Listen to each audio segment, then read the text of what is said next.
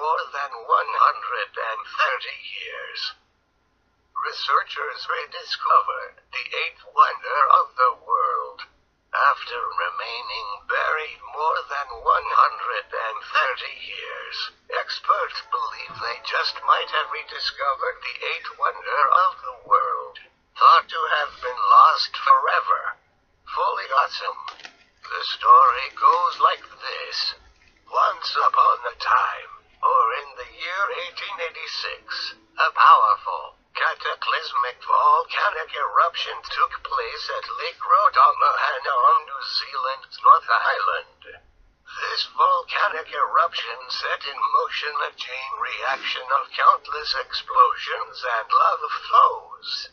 By the end of the eruption, experts estimate that it released as much energy as the largest nuclear weapon ever detonated, the Tsar Bomba. But not only that, this catastrophic natural event also wiped from the face of the earth a heavenly natural formation referred to as the pink and white terraces, aka the eighth wonder of the world. The terraces were considered as a global attraction in the mid-19th century, and tourists from all over the world traveled to New Zealand to take a peek at this beautiful natural formation. In fact, the terraces were so sought for that researchers note that shiploads of tourists made the voyage from the UK, Europe, and America to see the terraces and bathe in the springs. The pink and white terraces were thought to have been about 1,000 years old. The hydrothermal system which powered them may be up to 7,000 years old.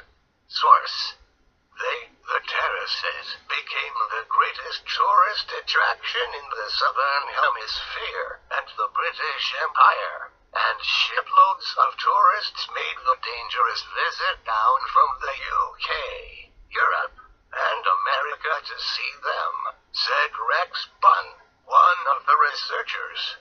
But they were never surveyed by the government of the time, so there was no record of their latitude or longitude. The terraces were the largest silica deposits of their kind. But experts now believe the incredible terraces may not be lost after all. According to scientists, the terraces were not destroyed nor pushed to the bottom of the lake, but were buried on the fresher of the lake.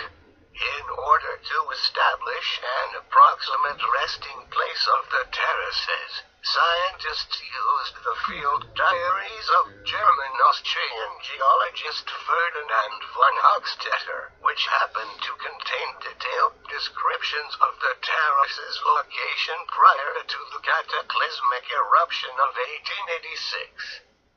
Our research relied on the only survey ever made of that part of New Zealand, and therefore we are confident the cartography is sound, Bunn wrote.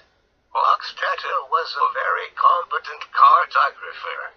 We want to undertake this work in the public interest, and I have been closely liaising with the ancestral owners of the land, the Tuarangi Tribal Authority, and they are supportive and delighted with the work, he added. According to scientific analysis, the terraces were in fact split into 3 parts, and were not found at Lake Rotorua, but near other geothermal springs. Bunn believes that the terraces are not completely destroyed, and may in fact be in reasonable condition, and that with some work, the terraces could be restored to their former glory once again. Interestingly, this isn't the first time researchers claim to have discovered the terraces. In a 2011 study, scientists used unmanned submarines to explore the bottom of the lake, saying that they had found the remnants of the terraces on the floor of the lake. However, in 2016, GNS Science New Zealand said that after 5 years of research, a team of New Zealand and international scientists had come to the inescapable conclusion that most of the terraces had been destroyed by the eruption. However, Bunn believes that the previous studies were undertaken in an area which was explored based on 130 years of inaccurate cartographical data.